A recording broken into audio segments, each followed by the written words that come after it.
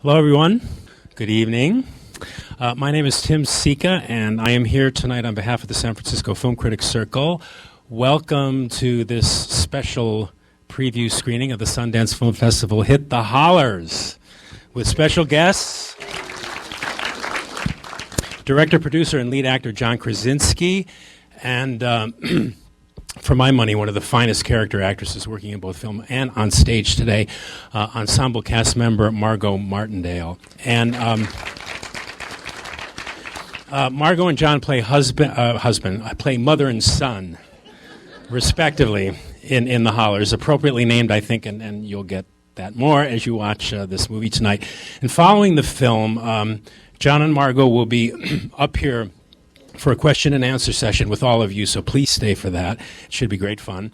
And so before we begin the film, just to briefly set this thing up here, at the Sundance Film Festival in January of this year, John said of The Hollers, and I quote, he said, "It's a movie that I think everybody will connect to because there's something about," excuse me, he said, "there's something about your family and your experience. Whether you like your family, don't like your family, have a good experience with your family, bad experience with your family, you will connect to it because you'll see, hopefully, yourself and your family members in this movie."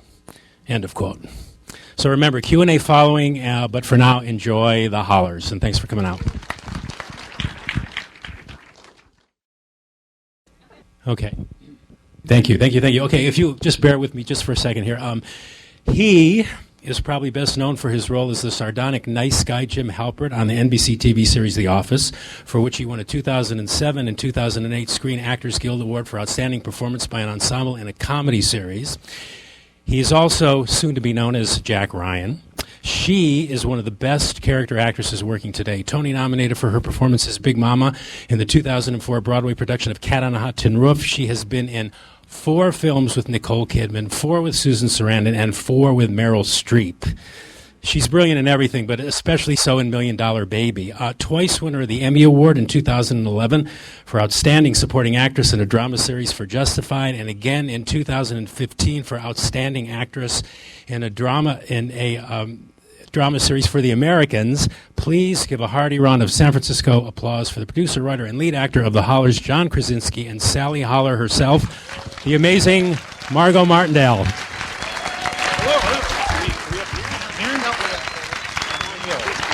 Yeah, and then you can sit.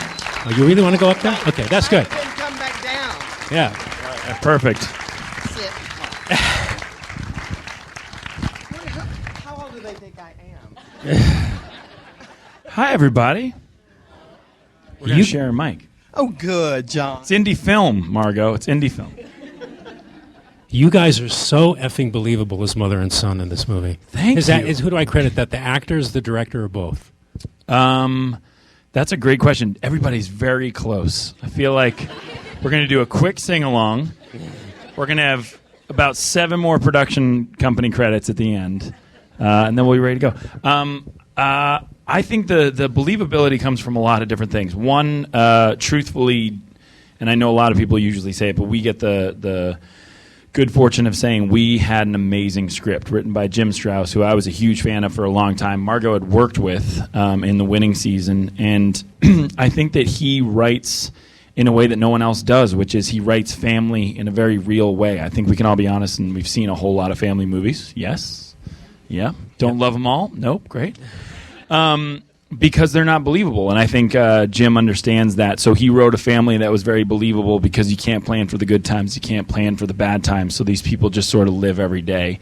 And then the second thing was we were very blessed that weirdly, and I've never had this experience, but in 24 hours we became a family, and that's the truth. I mean, I love this woman like my own mother, if not more. No, that's not true. My mom's listening. No, I love my mother, but she met my mother the other day. There's nobody better. But we really did become close, and there was something very, very special and very magic happening. So I think that those are the 2 reasons for that. And if you want to speak, it would be great. It would be wonderful. And also, we had worked together before. In the year 2000, we did a Marshall's commercial together. First job ever. It was John's first job. That's right. And he was still in school, and I just thought he was the cutest thing I'd ever seen. And my God, there's so much emoting going on in this movie. And mess. There's a lot of mess. Yeah. No. Emoting means facial expressions, like big. No. You mentioned your first job, and it made me think of, did Richard Jenkins, who plays your dad, did he really say to you after he read the script, yeah, the script's good, if you get Margo Martindale, I'll do it? To do it, I'll do it? Not only is that true, but I wrote back, ha, ha, ha, ha, and he wrote back, oh, I'm not kidding. And Really? That's Richard Jenkins. If you don't know him like we do now, that's exactly who he is. He'll tell you exactly how he feels, and that's how he felt. He said, yeah, good script, love the idea, go get Margo. Yeah. I'm going to open it up because I don't want to monopolize this. But what I just want to say what I like best about the movie, John. I think is that thing that you and Margo and the entire cast, Jim Strauss, the writer, captured about the family dynamic. That thing where a family member might say something, and then another family member reacts to what was said, and then another family member reacts to the reaction, and then before you know it, it's collective crazy, and you're going, God, get me out of here. What that thing, what is it about that thing that family members can do to each other, especially one's parents, that push every button we have? Well, I think that sort of rides in tandem with this existential pull, right? So we're connected to our families, and one of the things I love most about this movie is it displays the truth about family, which is, yes, it's complex, yes, it's messy, but they're the only family you've got. And I don't mean if you don't have a good relationship with your family, or you have a great relationship with your family, there's still always going to be an existential magnet pulling you to them more than anyone else you'll ever meet in your life. And I think that there's something about this movie that opens the channels of communication and love that these people finally grab hold of for the first time in a really long time. And I think that, especially in a world like today where there's so much drama, it's nice to know that there are people who have your back like your family. So I think it was, I think the Dalai Lama said I'm the Dalai Lama. Yeah. He said to a group he was addressing whom he might have felt were a bit proud over their level of spirituality, that they had attained, he said, well, if you really think or believe or feel that you're evolved, truly evolved, spend 10 minutes alone in the same room with your parents sometime. Bingo. That's amazing. Yeah. Or your fake parents. Another question for the two of you. How much of the tone, the segueing from the comedy to the drama, obviously much of that is on the page, but it still has to be effectively translated to film. Was that ever something you consciously thought about, John, while you were directing? And you too, Margo, because you have to act that as well. Well, you had to act it too, right? I don't think anything was conscious. Yeah. I'm certain John wasn't conscious the whole time. What she means is I'm a heavy drinker. Listen, here's the thing. I wouldn't say I was conscious of it. I think that day one of directing, absolutely your biggest fear is this tone, because you're so respectful of this script that you just want to get it right, because, I think very few people, it reminds me almost of an Alexander Payne movie in a way. And that is such a huge watermark to try to hit. So, yeah, I was aware of the tone, but then luckily on day one you throw that all out the window. I remember Martin Scorsese saying that 90% of your job as a director is getting the right cast, but I think the key word is right cast. And when you have these people with you, you don't say to Margo Martindale in the middle of a scene, like, so what I'm going for in tone is... Because you would get a slap in the face so quickly. So instead, what I did is I just let her rip, and she, of course, nailed it as best and better than I could ever ask. Were the actors afforded the luxury of a rehearsal on this? We had a read-through on the first day. Yeah. Really? We had about 3 hours the day before we shot. It was fantastic, yeah. 22-day shoot, I guess you said? Exactly, yeah. Yeah. Okay, I'm going to open it up, and let's do the questions on the mic so we can hear it. How long was the shooting schedule? It was 22 days. 22 days, yeah. Okay. We're going to blow through them, guys. Just quick questions. Just real quick. Hi, congratulations on the movie. Thank you very much. Indigo Girls, Closer to Fine. How did that come to happen? Did you have to practice the harmony? Have they seen it? Boy, I don't know if they've seen it. I hope they do get a chance to see it. That is totally Jim Strauss. He wrote that. There are many things in the script that we can talk about for hours that I've never seen in a movie. Certainly choosing something like that that's so specific and so honest is a good example. The head shaving scene is another example. There are so many things in the script that you just said, oh my God, I've never even thought of that before.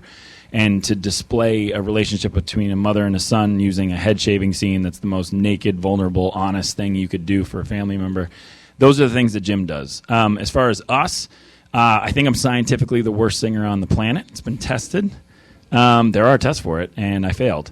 But we went into a music studio. That was actually Richard Jenkins' recommendation. He said, if we're going to do this, let's probably learn who comes in where. And I was like, all right, with your ideas. And I had to listen to them singing. Or did I listen to you? Or was I scared to listen to it? I think I left the studio so I wouldn't hear it. I think that's right, because I started crying. Yeah. Question here. For John, did you have any? Did you have to kick and scratch to be able to direct the film? And for Margo, were there any scenes that we saw that were totally your creation that ended up staying in the film? Quick answer to kicking and scratching, I didn't, but that was very lucky for me. I attached myself as an actor about 6 or 7 years ago, and then about 4 years into that process, 4 years later, the financier came and said he couldn't get the movie made. Would I ever want to buy the script outright? I think I made a comment that I'm not George Clooney. And then I actually really thought about it because it's a huge financial commitment, but more than that, I'm taking on the responsibility of getting the story made.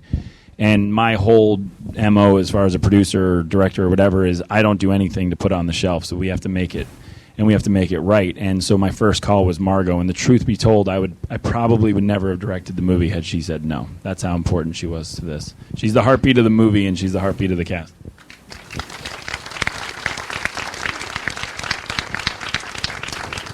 So sweet.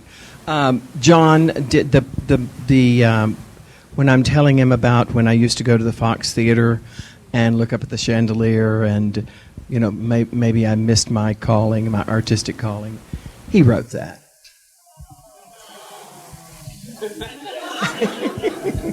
And quite a few other things, but that I love so much. Jim did nothing. Next question. That's not true.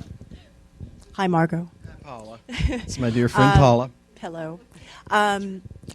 Who came up with the idea of pet apparel designers not making money? Because I'm starting a new job Monday as a pet apparel designer.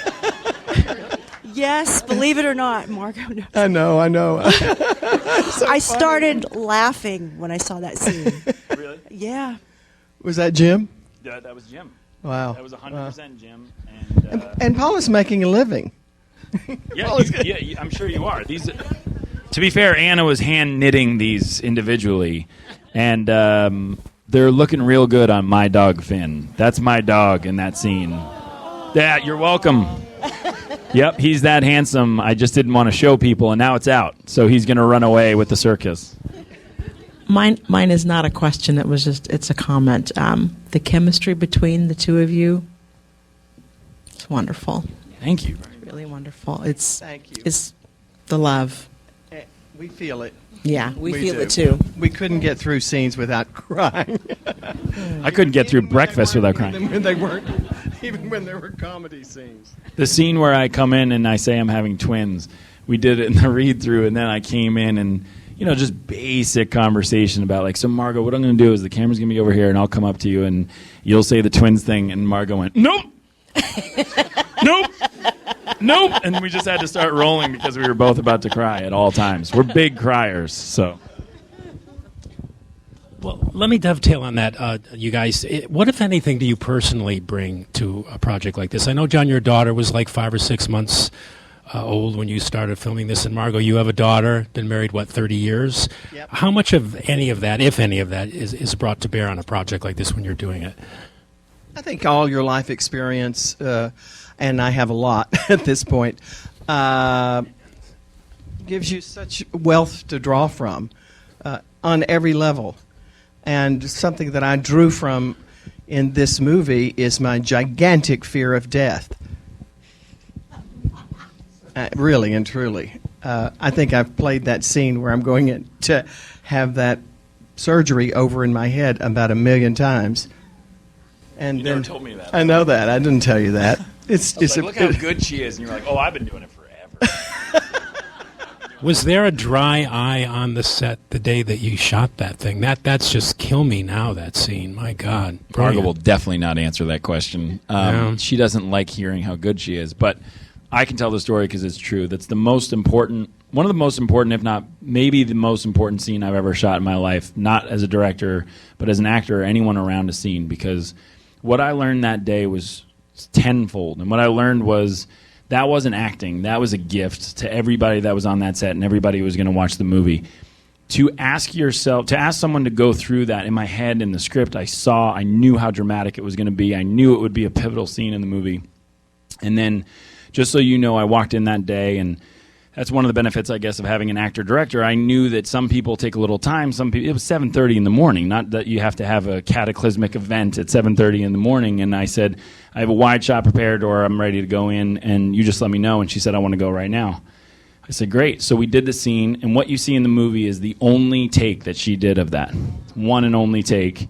But the better part of the story that she's heard a billion times is I then said, oh my God, and if you watch the movie again, which I know everybody is, feel free to go multiple times, guys. It's invited. But when you see it, you will see genuinely the shot is just big enough that you can see every single cast member literally has no idea what to do. That was not planned. We probably all had our ideas of what we were going to do in that scene, and instead it was just pure shock, and none of us knew what to do because that was so unbelievably vulnerable, unbelievably personal, unbelievably primal, and she let it happen for us, which I'll never be able to thank her for. But even bigger than that was I then said, take it easy, we're going to go and cover the rest of the family. Thank you so much for that moment. And as I started rolling on Richard and Charlotte and myself, she gave it 150% every single time. And when I asked her why, she said, because that's my husband, those are my sons, I'm going to give them everything they need to be great performers too. That's a professional. And so I learned so much just being anywhere near her, and I'll never forget this experience working with her.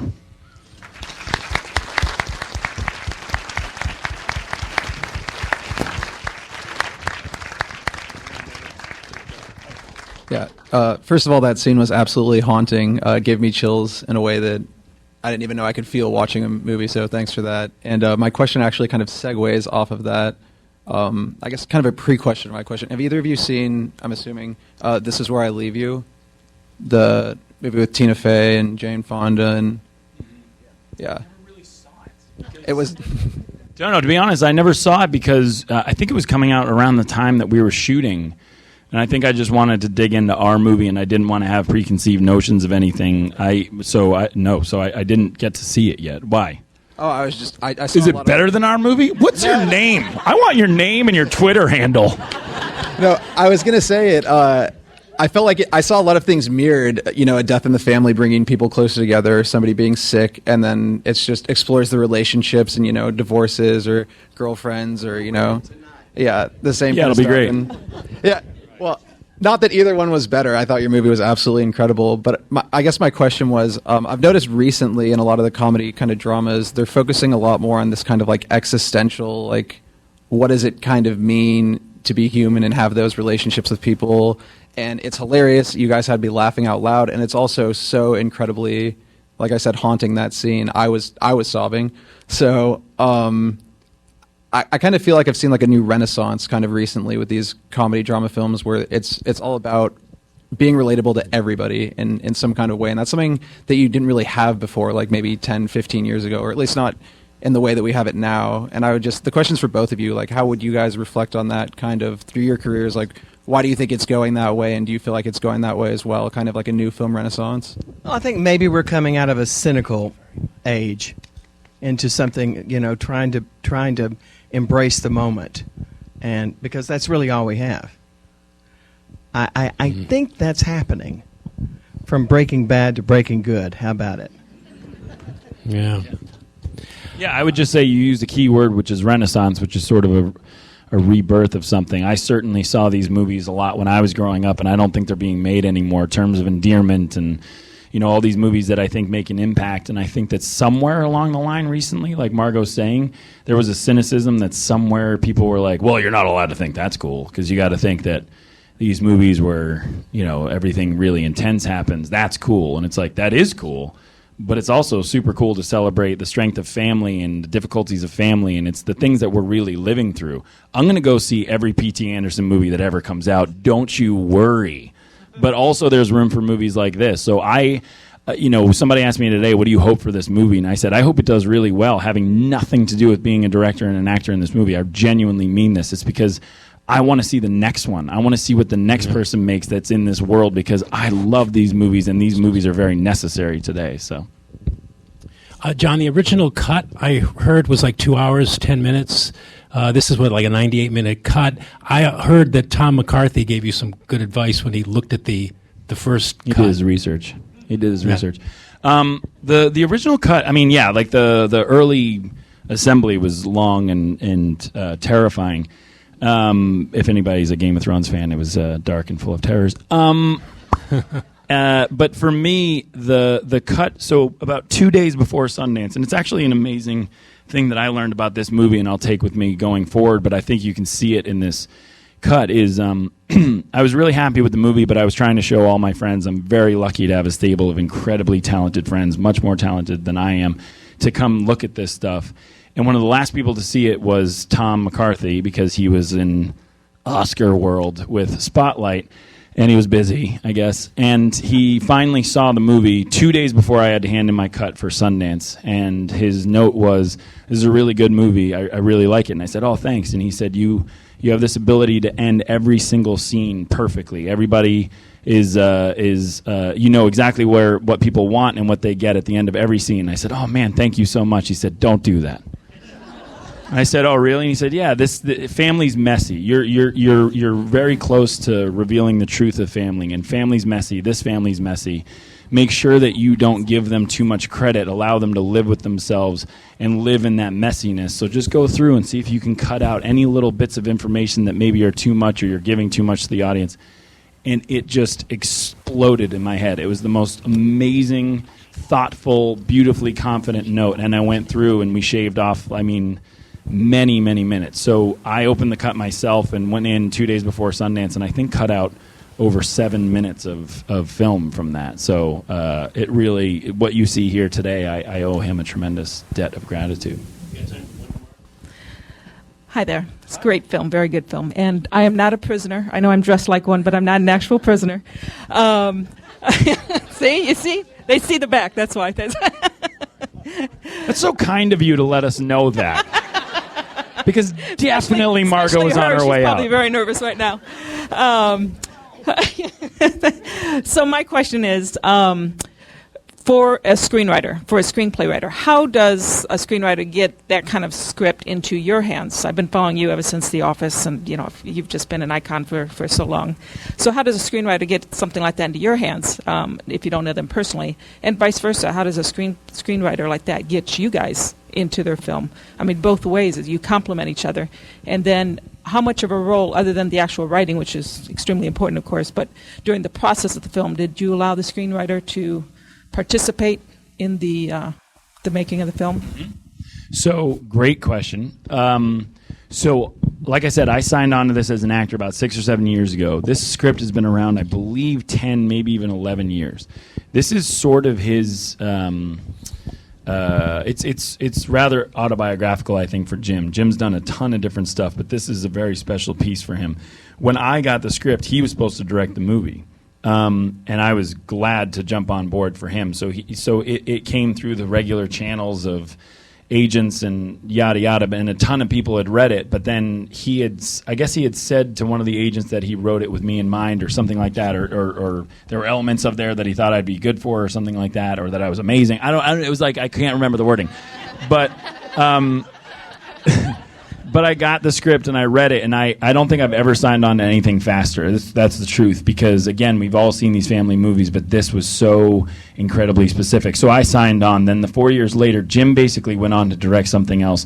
This financier asked if I'd buy the script, and I called Jim and said, I can only buy the script if I have control of it, because to buy a script and then give it to other people would be crazy. And he was busy, and he totally gave me his blessing, which was amazing. And then when we went and I started doing little rewrites, adding little scenes here and there, I always wrote to him and said, this is what I was thinking of doing. And, the thing that's great about all levels of this business are the people who are really excellent, from actors to directors and writers. Collaboration is key. the best idea will end up on that screen. I learned that doing this movie Leatherheads with George Clooney. And if there's anyone who truly deserves never to be a collaborator, it's George, because he's done everything. He's as famous as you can get, he's as smart as you can get. And his first thing is, I don't care if it's the guy locking up at night who has an idea about my set, it's going in the movie, because that's the thing. So if he can believe that, everybody should. And I felt that with Jim. Jim's whole thing was, you've lived with this material now going on 7 years. You have every right, just like I do, to feel what you need to feel about what you think is right. And then day to day, I would say, this is what we're going through, and we'd check in about different things. And he truly was wide open on a lot of different things. For instance, the diner is supposed to be an Olive Garden. And I remember saying to Jim, I find that slightly cynical. I think it's almost bringing the movie down into this, like, trying to make a comment on, they're just in the machine. They're just in the machine of, like, the mall that's next to them, and they're just participants in this consumer market. And I said, I think they're better than that. I think they're more connected than that. I think especially the parents are living in a world where they made choices, and choices of where to live and choices of where to eat were specific. And I think that comment that John makes, which is, I haven't been here, and she says, a long, long, long time. There are plenty of places that if I went today with my mom, she'd say, we haven't been here in 15, 25, 30 years. So that was really special to me, and he immediately said yes to all that stuff. Margo, you want to say anything? We have 30 seconds. Well, you can see who John is by how his whole spirit. And I think this movie is that spirit. And isn't it wonderful? The Hollers. It opens September 2nd in San Francisco, and the following Friday, September 9th, in the rest of the Bay Area, Palo Alto, San Jose, Berkeley. So if you loved it, spread the word. And thank John Krasinski and Margo Martindale for coming out here. Thank you, guys.